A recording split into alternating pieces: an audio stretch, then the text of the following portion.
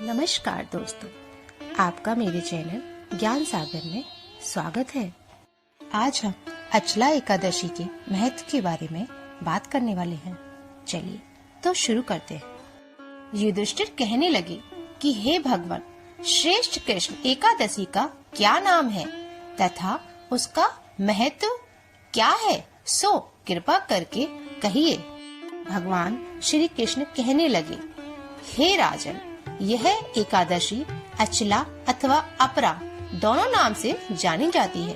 पुराणों के अनुसार श्रेष्ठ कृष्ण पक्ष की एकादशी अपरा एकादशी है, क्योंकि यह अपार धन देने वाली है।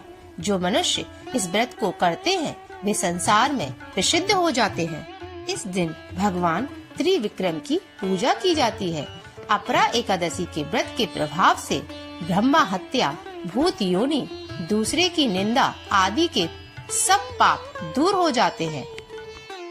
इस व्रत के करने से पर स्त्री गमन, झूठी गवाही देना, झूठा बोलना, झूठे शास्त्र पढ़ना या बनाना, झूठा ज्योतिषी बनना तथा झूठा वैद्य बनना आदि सब पाप नष्ट हो जाते हैं। जो क्षत्रिय युद्ध से भाग जाएं, वे नरकगामी होते हैं, परंतु अपरा एकादशी के व्रत के प्रभाव से वे स्वर्ग को प्राप्त करते हैं।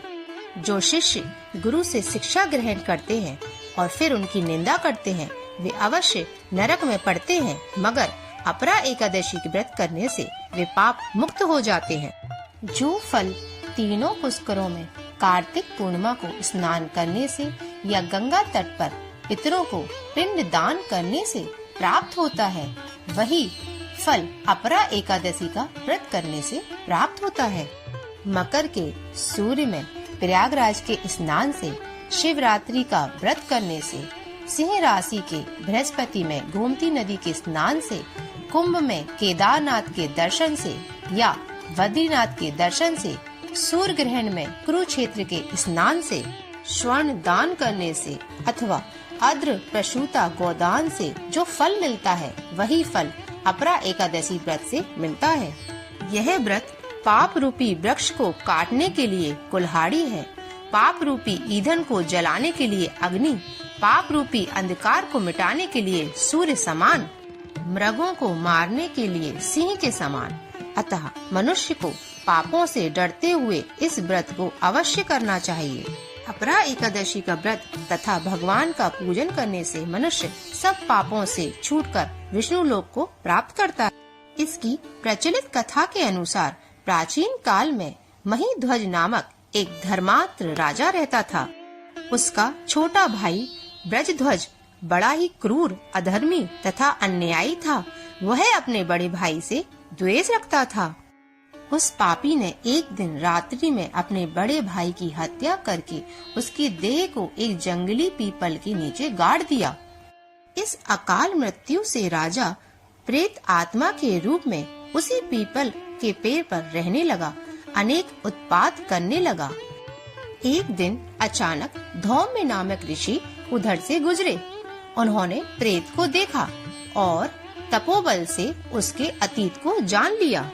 अपने तपोबल से प्रेत उत्पात का कारण समझा तथा ऋषि ने प्रसन्न होकर उस प्रेत को पीपल के पेड़ से उतारा तथा परलोक विद्या का उपदेश दिया।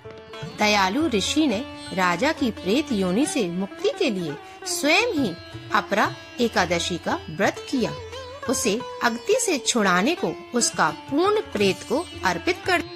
इस पुण्य के प्रभाव से राजा की प्रेत योनि से मुक्ति हो गई। वह ऋषि को धन्यवाद देता हुआ दिव्य देह धारण कर पुष्पक विमान में बैठकर स्वर्ग लोक को चला गया। श्री कृष्ण बोले, हे राजन, यह अपरा एकादशी की कथा मैंने लोकहित के लिए कही है। इसे पढ़ने अथवा सुनने से मनुष्य सब पापों से छूट जाता है।